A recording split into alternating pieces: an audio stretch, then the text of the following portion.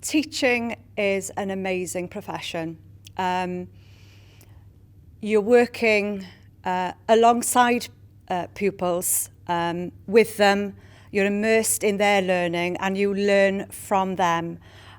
Anybody who thinks that they've stopped learning, they've got lots to understand about being an adult and themselves, but actually being with the children, alongside them, understanding their world from their point of view, making sure that you stand back and realise that you can learn so much from them and not have all the answers.